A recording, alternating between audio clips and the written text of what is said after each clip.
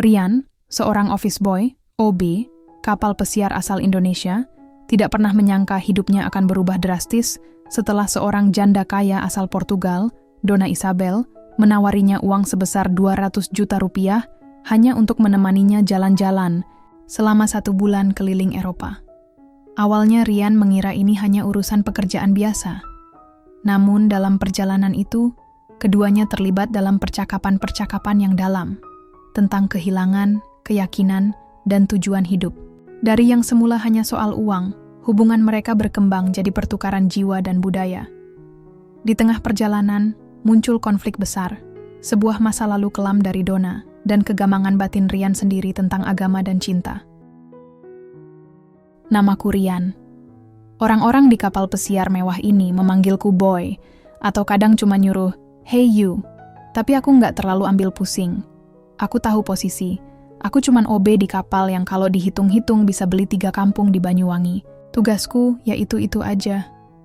Bersihin lantai, buang sampah, kadang bantu nyuci piring kalau dapur lagi penuh.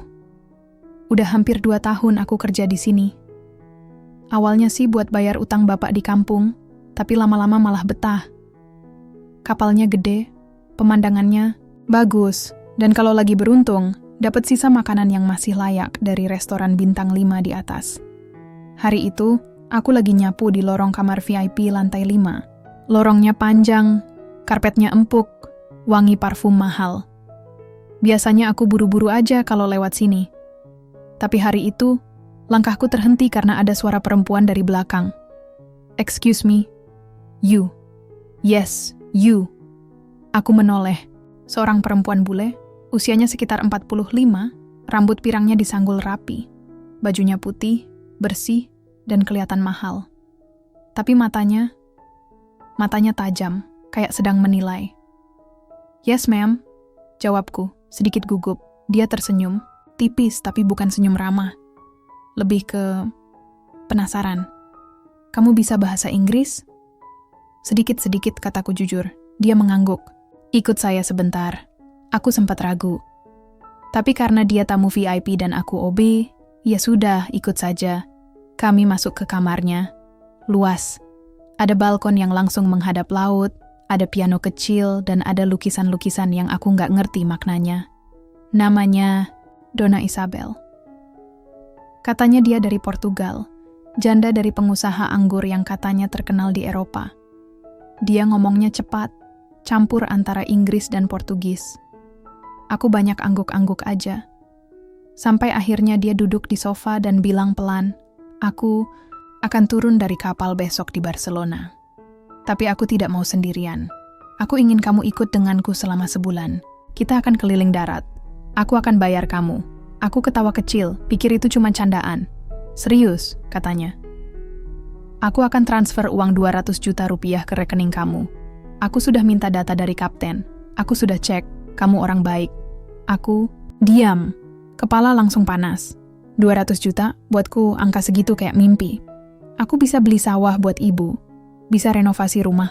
Bisa bantu adik kuliah. Tapi kenapa aku? Kenapa OB yang bau pel? Maaf, apa maksudnya menemani? Saya bukan gigolo, ma'am. Dia tertawa. Tapi tawanya pendek. Bukan begitu. Aku hanya ingin teman. Aku kehilangan suamiku 2 tahun lalu. Aku ingin berbagi cerita, melihat dunia, dan butuh seseorang yang tidak palsu. Kamu kelihatan jujur. Jujur, aku cuma kaget, badanku gemetar. Bukan karena takut, tapi karena bingung. Ini bukan jenis kejadian yang biasa menimpa OB kapal. "Aku kasih waktu kamu mikir semalam," katanya sambil berdiri dan mengambil wine dari kulkas kecil. "Tapi kalau kamu nolak, mungkin kamu akan nyesel. Hidup kadang datang sekali dengan kejutan besar." Aku keluar dari kamar itu kayak habis mimpi. Malamnya, aku nggak bisa tidur. Di tempat tidur kecil di lorong bawah, aku pandangi langit-langit sambil mikir. Apa ini cobaan atau rejeki? Kalau aku terima, hidupku bisa berubah. Tapi, ini perempuan bule. Janda kaya. Aku cuman OB. Aku teringat ibu di kampung. Waktu aku pamit, berangkat 2 tahun lalu, Ibu cuma bilang, "Jangan jual harga diri, ya Le. Duit bisa dicari, tapi harga diri cuma satu." Tapi apa salahnya nemenin orang jalan-jalan? Bukan disuruh ngapa-ngapain, kan? Besok paginya, aku berdiri di depan kamar Donna Isabel. Jantungku deg-degan. Tanganku mengepal. Tok, tok, tok.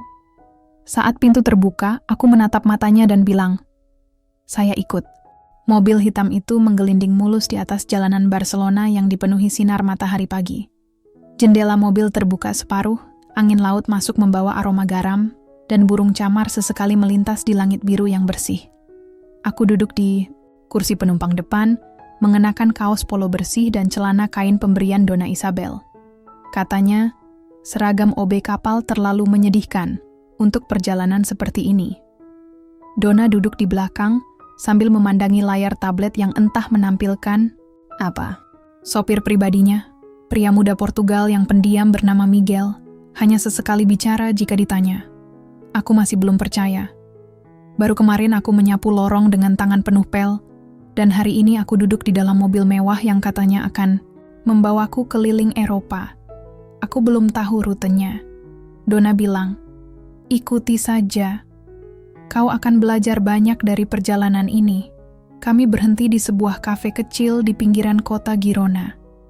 Tempatnya antik, dinding batu bata, kursi kayu tua, dan aroma kopi segar yang hangat. Donna memesan kopi hitam dan roti sourdough dengan selai buah ara. Aku cuma minta teh celup. "Coba rotinya," katanya, menyodorkan sepotong. Aku menggigit perlahan. Rasanya asam. Tapi setelah disapu selai, "Enak juga. Kamu suka?" tanyanya, sambil mengaduk kopinya pelan. "Lumayan. Tapi saya biasa makan nasi, Bu." Dia tertawa kecil. "Panggil aku Donna saja. Jangan terlalu formal." Aku mengangguk, agak kaku. Dia mungkin sudah terbiasa diperlakukan seperti bangsawan. Tapi buatku, ya tetap aja aneh. Aku OB, dia janda pengusaha anggur. "Kamu orang Jawa ya?" tanyanya tiba-tiba. "Jawa Timur, Bu." "Iya, maksud saya, Donna." "Ah, pantas." Lembut bicaranya. Aku pernah ke Yogyakarta dulu, saat masih muda. Belajar batik seminggu. Aku suka cara orang Indonesia bicara. Tenang, tapi kuat. Aku tersenyum, tapi dalam hati bertanya-tanya. Perempuan ini sebenarnya mau apa? "Apa kamu punya pacar?" tanyanya. Enteng. Aku tersedak teh. Enggak. Kenapa? Wajahmu tidak buruk, bersih. Jujur. Aku menunduk. Mungkin karena sibuk kerja. Donna memandangi kopinya sebentar sebelum bicara lagi, kali ini dengan suara lebih pelan.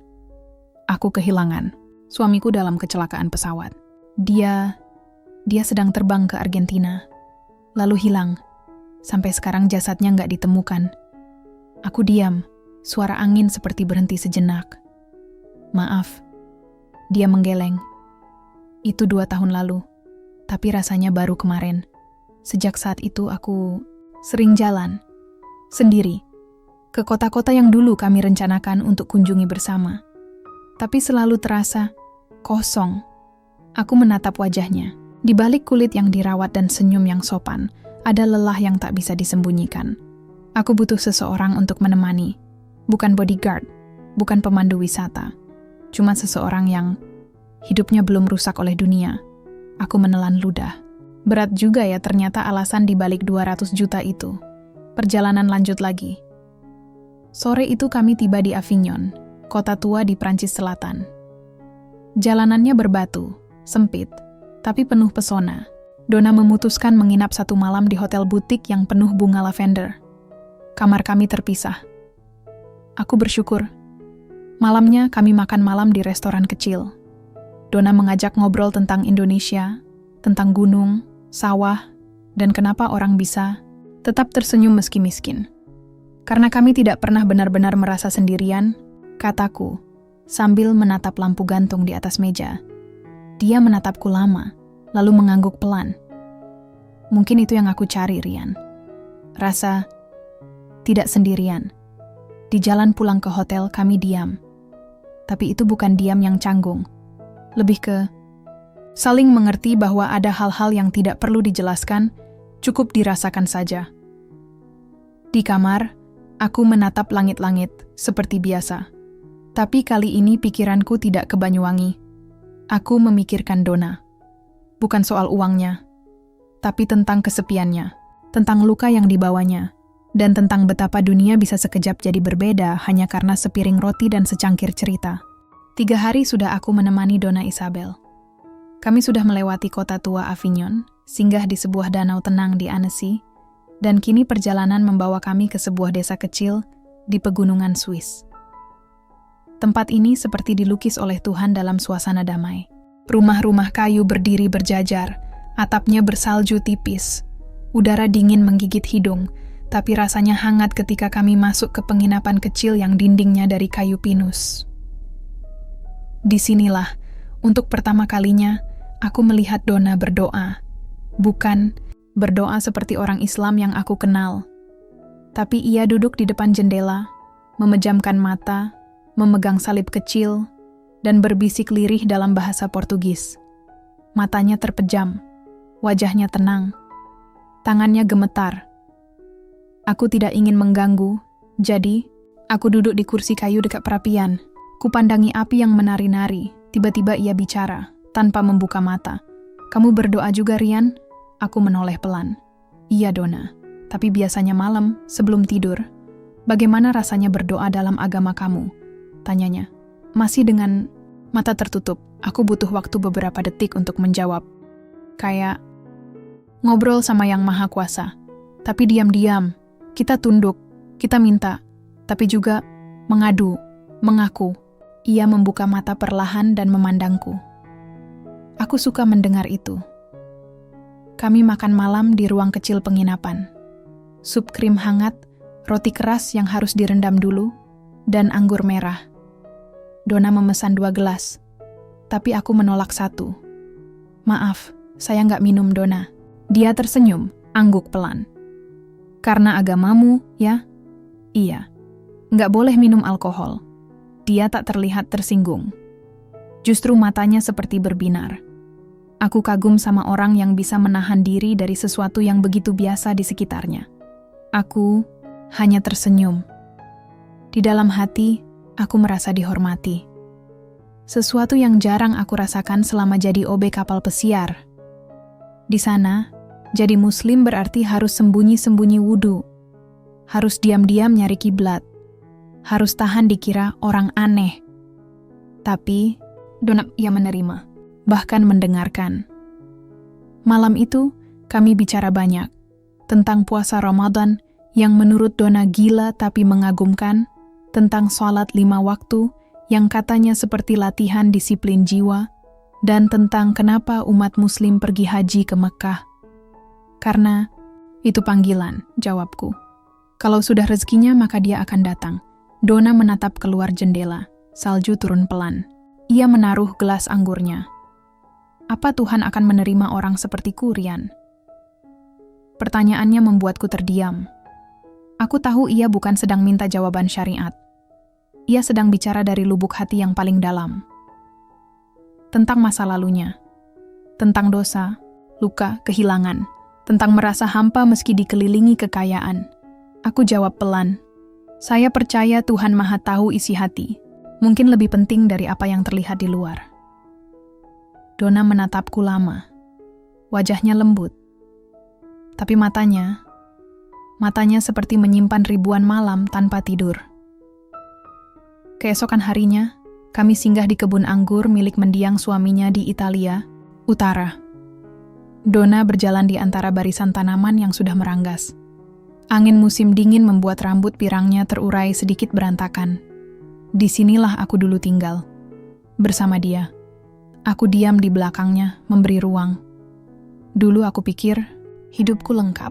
Rumah besar, pesta, mobil, keju terbaik di meja makan. Tapi ternyata semuanya rapuh. Cuman satu kecelakaan, dan dunia runtuh. Ia berbalik menatapku. Sekarang aku cuman ingin merasa utuh lagi. Meskipun cuman sebentar. Aku tidak tahu harus bilang apa. Tapi mungkin memang tak semua kesedihan butuh jawaban. Kadang cukup didengar.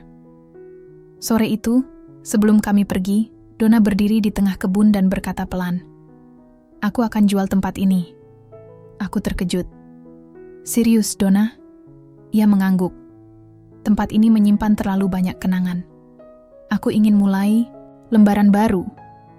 Mungkin di Indonesia." Jantungku berdetak aneh. "Indonesia? Kenapa?" Tapi aku tak bertanya lebih lanjut. Dalam hatiku, aku tahu perjalanan ini mulai berubah. Bukan lagi sekadar tentang menemani jalan-jalan. Ada cerita yang tumbuh di antara doa dan anggur. Dan tanpa kusadari aku mulai merasa tidak ingin ini segera berakhir. Hari keempat perjalanan kami membawa suasana yang berbeda. Mobil melaju perlahan di jalanan Italia, meninggalkan kebun anggur milik mendiang suami Donna Isabel, yang kini tampak seperti potongan masa lalu yang siap dilepas. Donna lebih diam hari ini. Tak banyak canda atau tanya jawab seperti hari sebelumnya. Ia hanya menatap keluar jendela mobil, seolah hatinya tertinggal di antara barisan tanaman anggur yang meranggas. Aku pun ikut diam, tapi pikiranku justru makin ramai. Ada satu hal yang belum pernah aku ceritakan ke siapapun di kapal, termasuk Donna. Tentang alasanku merantau jauh sampai bisa kerja jadi OB kapal pesiar. Tentang luka yang masih mengintip dari balik senyum. Dan hari itu, saat kami berhenti di sebuah rest area, duduk di bangku kayu sambil makan roti dan keju, aku akhirnya bicara. "Donna, boleh saya cerita sesuatu?" Ia menoleh padaku, matanya sedikit terkejut. Tapi ia mengangguk pelan. Aku menarik napas panjang, lalu mulai. "Aku anak nelayan, tinggal di kampung kecil dekat Banyuwangi. Ayahku orang baik, rajin ibadah, tapi keras kepala. Kami miskin. Tapi hidup kami tenang, sampai aku lulus SMA. Waktu itu, aku dapat beasiswa kuliah, tapi ayah nggak izinkan. Katanya aku lebih baik bantu cari uang, bukan buang waktu baca buku. Kami bertengkar besar. Aku menatap tangan sendiri. Genggaman roti terasa berat di tangan. Aku kabur. Aku pergi ke Surabaya, kerja serabutan. Sampai akhirnya bisa ikut pelatihan jadi kru kapal, tanpa pamit, tanpa kabar. Donna tak memotong, ia hanya mendengarkan. Aku malu, Donna. Bertahun-tahun nggak pulang, nggak kirim kabar. Bahkan saat ibuku meninggal karena stroke 2 tahun lalu, aku tahu dari tetangga lewat Facebook. Suara tangisku nyaris tak terdengar. Tapi aku tahu Donna bisa merasakannya. Ayahku belum mau bicara. Bahkan kalau aku kirim uang lewat tetangga, selalu ditolak. Dia bilang, "Aku sudah bukan anaknya lagi." Donna menghela napas panjang. "Aku pikir kamu orang yang tenang dan bahagia." Aku tertawa kecil. Mungkin karena saya pandai menyembunyikan. Kami duduk lama dalam diam. Angin mengayun ranting pohon zaitun di pinggir rest area itu.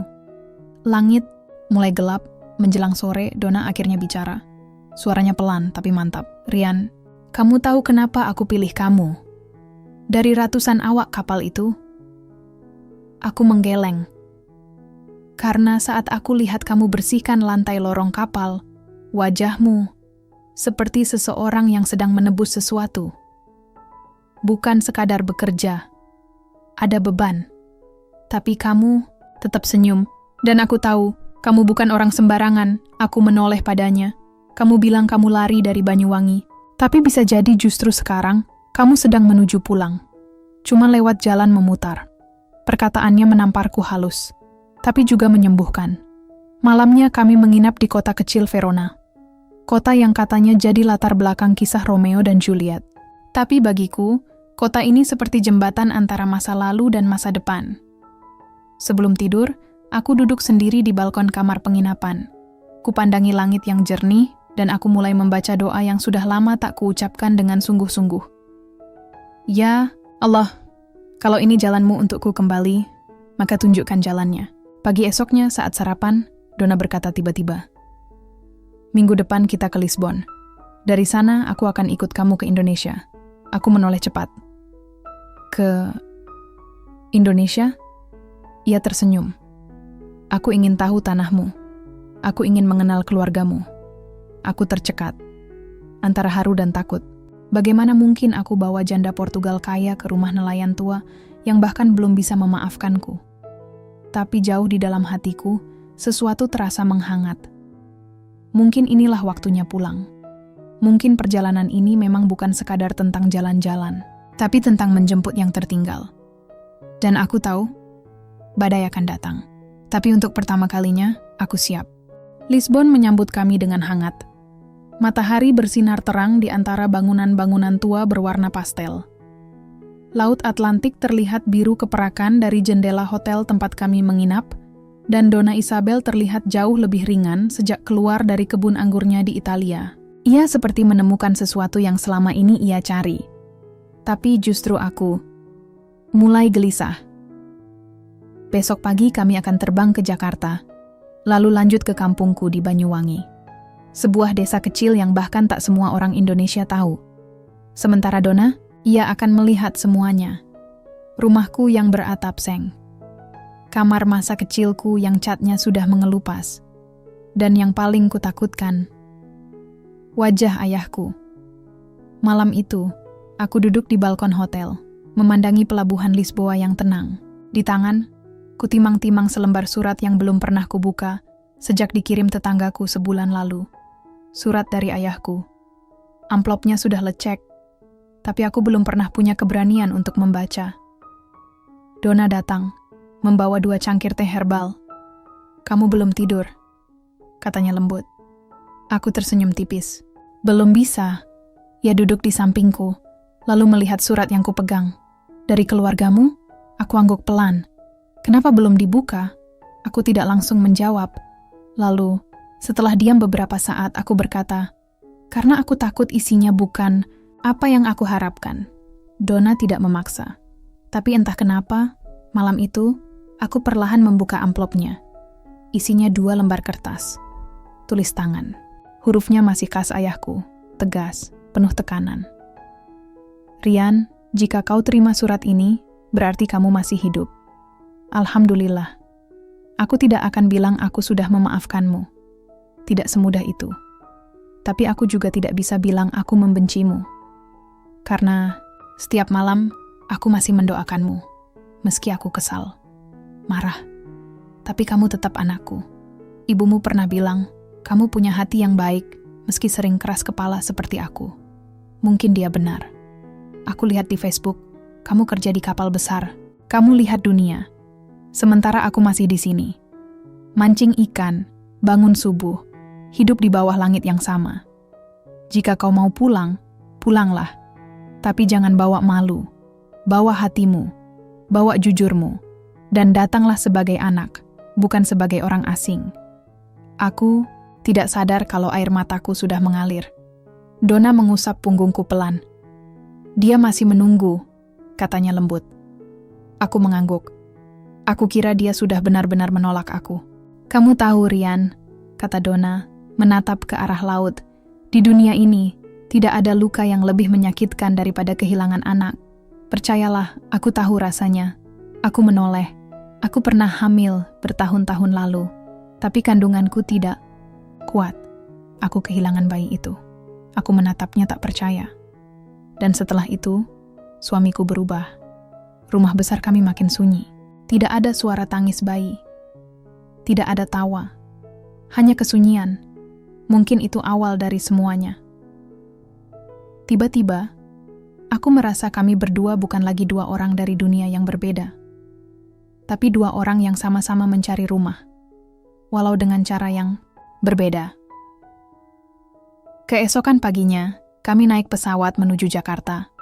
Donna tampil sederhana, kemeja linen putih, celana kain longgar, dan rambutnya diikat sederhana. Tidak ada perhiasan mencolok. Ia tampak seperti ibu-ibu lokal turis biasa. Saat transit di bandara, kami sempat duduk di mushola kecil. Donna tidak masuk tapi menungguku di luar dengan tenang. Setelah sholat, aku duduk di sebelahnya. "Kamu nggak takut ke tempat asing?" Donna tersenyum. "Aku tidak takut selama kamu di sampingku." Aku menunduk. Perasaan aneh berputar di dada. Bukan cinta dalam arti biasa, tapi sebuah rasa hormat, rasa terhubung, rasa ingin melindungi. Setibanya di Banyuwangi, semuanya terasa seperti mimpi.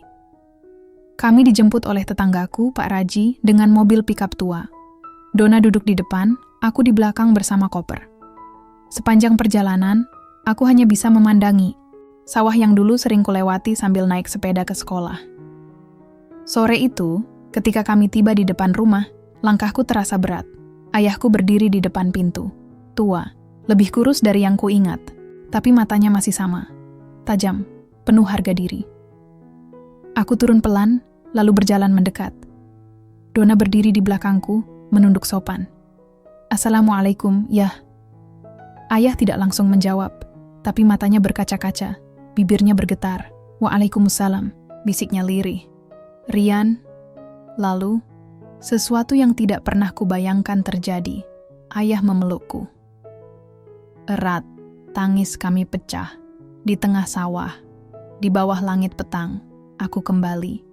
Dan kali ini, bukan sebagai orang asing, tapi justru saat semuanya mulai tenang. Badai besar mulai menyusun dirinya diam-diam. Hari-hari pertama di kampung berjalan seperti mimpi yang aneh tapi hangat. Donna Isabel cepat berbaur. Meskipun bahasa Indonesianya terbatas, ia tak pernah berhenti tersenyum pada siapapun yang menyapa. Anak-anak memanggilnya Bu Donna dan kerap ikut duduk di teras sambil mendengarkan cerita-cerita kecilnya tentang negeri salju dan bangunan kuno. Ayah mulai terbuka. Meskipun ia masih bicara dengan nada tegas, tapi setidaknya kini ia sering mengajakku ngopi pagi sambil menonton ayam-ayam berlomba makan dedak. "Kamu berubah," katanya suatu pagi. "Ayah juga," jawabku sambil tersenyum. Tapi kedamaian itu ternyata hanya sementara. Hari itu, setelah asyhar, aku mendengar suara ramai dari luar rumah. Bisik-bisik, tawa mengejek, dan 1-2 kalimat yang menyakitkan hati. "Janda bule ya? Gila Rian sekarang OB internasional. Katanya dapat 200 juta cuma buat nemenin." "Nemenin apa tuh?" "Tampang kampung, tapi bawa istri bule. Keren juga kamu Rian." Awalnya kupikir itu cuma canda tetangga. Tapi semakin sore, semakin banyak yang berkumpul. Beberapa orang dari RT sebelah bahkan datang ingin kenal. Tapi, sorot mata mereka bukan rasa ingin tahu, melainkan curiga. Donna tetap tersenyum, tapi aku tahu dia mulai merasa tak nyaman. Malamnya, di ruang tamu yang hangat, ayah memanggilku. "Rian, kamu tahu kan, kampung ini bukan kapal pesiar. Di sini, orang bicara lebih kencang dari angin." Aku menunduk. "Saya tahu ya. Kalau kamu serius bawa perempuan asing ke sini, kamu harus jelaskan. Dia siapa? Apa urusannya sama kamu? Kenapa orang-orang bilang kamu dibayar 200 juta buat jadi..." Semacam simpanan, dadaku menegang. "Ayah, gak seperti itu. Dia orang baik. Dia janda, kaya, tapi dia kesepian. Kami cuma berteman." "Teman?" Ayah mengangkat alis. "Dia yang ngajak saya pulang. Dia ingin tahu Indonesia. Dan saya ingin dia lihat kalau hidup nggak selalu soal uang, soal salju, soal pesta. Kadang, damai itu justru di tempat seperti ini." Ayah menatapku lama, lalu berdiri. "Besok, bawa dia ke musala. Biar orang lihat siapa dia. Biar dia juga tahu hidup kita seperti apa." Aku mengangguk pelan. Keesokan harinya, aku dan Donna pergi ke musala kecil dekat rumah. Kami duduk di serambi, belakang, di tempat para perempuan biasa berkumpul setelah pengajian. Ibu-ibu kampung mengerumuni Donna dengan rasa ingin tahu yang canggung. Mereka bertanya, "Apakah kamu muslimah?" Dan Donna dengan jujur menjawab belum. Tapi katanya, dia tertarik. Bukan karena aku, tapi karena sejak melihat cara hidup orang-orang di Indonesia, ada ketenangan yang ia cari. Dulu aku pikir agama itu aturan, katanya dalam bahasa Inggris pelan yang kuartikan untuk mereka. Tapi semakin aku mengenal Islam, dari Rian dan ayahnya, aku merasa ada sesuatu yang hilang dariku, dan mungkin aku ingin menemukannya. Beberapa ibu tersenyum ramah, tapi tak sedikit pula yang melirik tajam. Sore itu, kami pulang dengan perasaan campur aduk. Donna tidak berkata banyak. Ia hanya duduk di teras, memandangi langit sore yang mulai jingga. Aku kira aku bisa langsung diterima, bisiknya lirih. Tapi ternyata aku tetap orang asing. Aku duduk di sampingnya. Donna, ini bukan tentang ini tentang orang-orang yang belum terbiasa melihat sesuatu yang berbeda. Ia menatapku dengan mata berkaca. Aku tidak ingin menyakitimu, Rian. Tapi, kalau kehadiranku justru membawa masalah. Aku langsung menggenggam tangannya. Kamu bukan masalah. Kamu bagian dari jawabanku. Malamnya, badai benar-benar datang. Beberapa orang datang ke rumah. Mereka bicara kepada ayah, katanya. Warga mulai gelisah. Katanya, kehadiran bule janda non-muslim bisa mencoreng nama kampung yang dikenal agamis. Katanya, mereka takut ini jadi contoh buruk bagi anak-anak. Ayah mendengarkan, lalu berkata tegas, dia tamu saya. Dan dia tamu anak saya. Kalau kalian punya masalah, bicara dengan saya. Tapi jangan ganggu tamu saya. Suasana menegang. Tapi, mereka akhirnya pulang. Tapi yang paling menyakitkan, datang bukan dari luar, melainkan dari dalam. Donna mengemasi kopernya malam itu. Rian, katanya sambil tersenyum paksa. Aku harus pergi. Aku tidak ingin jadi beban. Aku menahan tangis. Jangan, aku butuh kamu di sini. Donna memelukku. Justru karena kamu butuh kedamaian, aku harus pergi. Karena kedamaianku, mungkin bukan di sini. Ia mencium pipiku pelan. Aku akan kembali, jika Allah mengizinkan. Tapi kali ini, aku ingin mencarinya. Sendiri. Dan pagi itu, ia pergi. Meninggalkan aku, ayah, kampung, dan sebuah janji yang belum selesai. Sejak kepergian Donna, rumah menjadi sunyi lagi. Bukan sunyi seperti dulu, waktu aku masih di kapal, dan ayah hanya punya ayam-ayamnya. Tapi sunyi yang terasa aneh. Seperti ada ruang yang sebelumnya hangat, kini kosong dan dingin. Ayah juga tak banyak bicara, tapi aku tahu, ia menyayangi Donna. Ia bahkan sempat menyimpan syal sutra yang pernah dipakai Donna dan menaruhnya di gantungan kursi di ruang tamu. Diam-diam. Setiap sore, aku duduk di serambi, menatap jalanan tanah di depan rumah. Mengharap sebuah mobil berhenti, seseorang turun dan berkata, "Aku kembali, Rian." Tapi itu tidak terjadi. Sebulan lewat, lalu 2 bulan. Aku masih tinggal di kampung, tidak kembali ke kapal, tidak melamar kerja, seolah waktu berhenti bersamaku di sini. Sampai suatu hari, ayah meletakkan sesuatu di hadapanku. Sepiring pisang goreng dan sebuah amplop. "Apa ini?" tanyaku. "Buka saja." Aku membuka amplop itu dan mendapati tiket kapal. Bukan kapal pesiar mewah, tapi kapal penumpang biasa. Tujuannya, Surabaya, Dili, Darwin, Timor Leste. Aku menatap ayah, bingung. Itu temanku, Haji Nasir, yang punya jalur pelayaran. Dia tanya, "Kamu mau kerja? Bantu logistik. Gajinya nggak seberapa, tapi cukup buat hidup." Aku diam. "Kamu pikir saya ingin kamu pergi?" Ayah menatap lurus. "Tidak.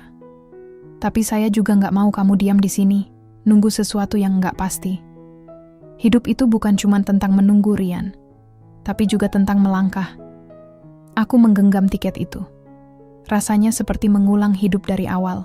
Tapi mungkin memang itu yang aku butuhkan. Beberapa hari kemudian, aku sudah di atas kapal kecil pengangkut barang dan penumpang menuju Dili. Tidak mewah, tidak berkilau. Tapi laut tetap sama. Biru, luas, menenangkan. Angin menerpa wajahku ketika aku duduk di dek. Beberapa nelayan lokal duduk tak jauh, memainkan kartu sambil tertawa. Seorang anak kecil tidur di pangkuan ibunya, dibalut kain lusuh, tapi hangat. Aku memejamkan mata Donna. "Di mana kau sekarang? Apakah kau baik-baik saja?" Di Dili, aku singgah beberapa hari. Hidupku sederhana. Pagi bantu angkut barang, siang tidur di kamar sewa sempit, malam menulis. Ya, menulis. Donna pernah berkata, "Tuliskan yang kau rasakan, Kadang tulisan bisa menyelamatkan lebih banyak dari sekadar kata-kata. Aku menulis tentang laut, tentang rumah, tentang cinta yang datang bukan sebagai asmara, tapi sebagai makna. Dan satu malam aku memberanikan diri menulis email pada Donna Subject. Dari pelabuhan kecil Dear Donna, hari ini aku melihat laut lagi. Tapi bukan dari kapal pesiar, hanya dari dek kayu yang berderit.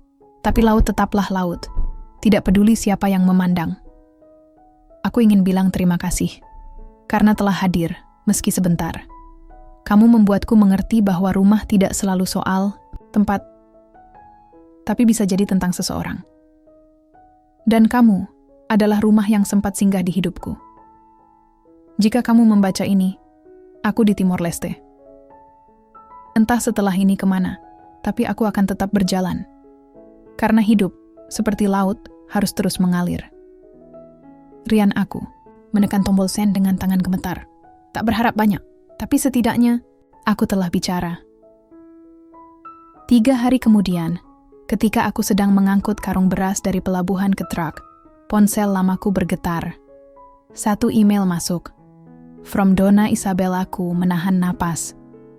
Buka? Ya. Subject. You wrote, I read dear Rian. Kamu tahu di mana? Aku membaca emailmu di tepi Sungai Tagus, tempat pertama kali aku bertemu dengan diriku sendiri setelah lama hilang. Aku tidak pernah menghilang, aku hanya ingin menyendiri, berpikir, bertanya pada Tuhan. Dan tahu apa jawabannya. Tuhan mempertemukan aku denganmu bukan kebetulan, tapi pelajaran. Aku kini belajar Islam, perlahan, tapi hati ini tenang. Mungkin inilah yang selama ini aku cari. Dan kamu adalah salah satu penunjuk jalanku. Jika kamu membaca ini, aku ingin kita bertemu lagi. Tapi kali ini, bukan karena uang, bukan karena kesepakatan, tapi karena kita ingin tahu kemana hidup membawa kita. Sampai jumpa Rian, di pelabuhan yang lain. Dona air mataku jatuh tanpa suara. Aku berdiri di pelabuhan, dikelilingi debu dan suara kapal. Tapi hatiku, seperti terapung di atas lautan cahaya. Cinta tidak selalu harus dimiliki saat itu juga. Kadang, cinta adalah kesediaan menunggu. Dan pelabuhan adalah tempat terbaik untuk sebuah penantian. 3 bulan setelah email itu, aku kembali ke Indonesia. Bukan sebagai OB kapal pesiar, bukan juga sebagai pria dengan segepok uang dari janda kaya, tapi sebagai Rian, lelaki yang sedang belajar memaknai ulang apa arti rumah. Aku bekerja di pelabuhan kecil di Makassar. Hidup sederhana, tapi cukup untuk makan, menabung, dan sekali-sekali membantu ayah di kampung. Ayah kini lebih sering tersenyum.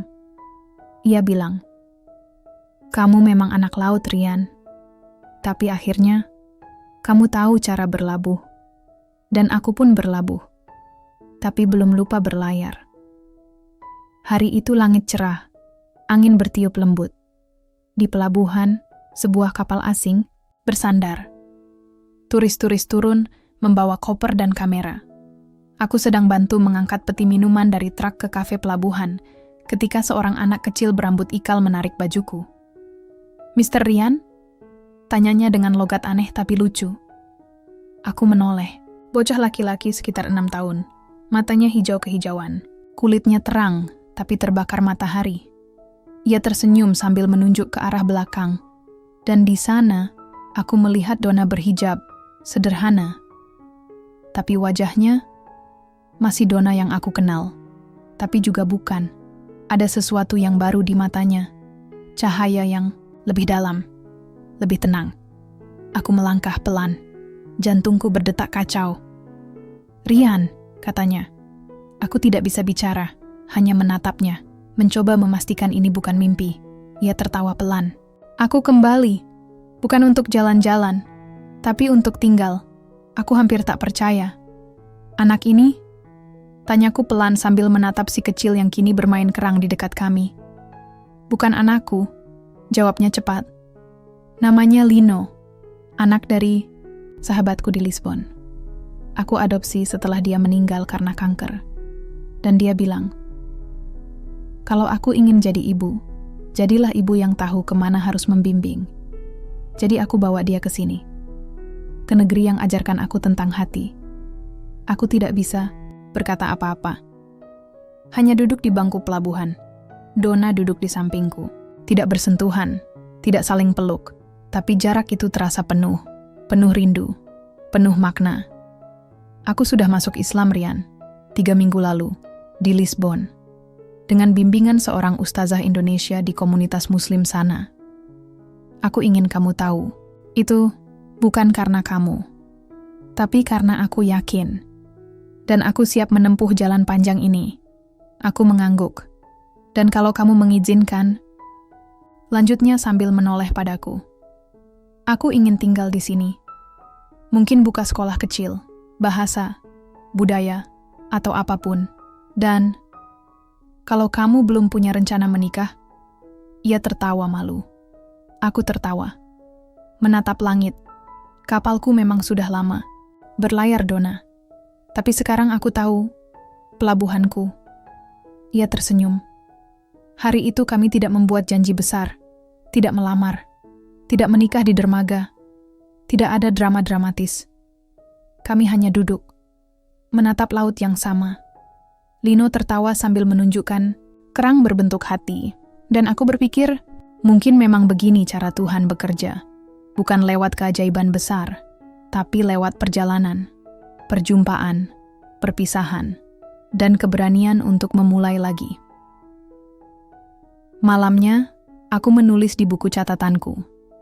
Aku tidak pernah benar-benar mencari, tapi lautan membawaku. Pada uang, pada luka, pada cinta, dan pada Tuhan. Dan di antara semua itu, aku hanya bisa bersyukur. Karena perjalanan ini, meski aneh, ternyata suci. Tamat.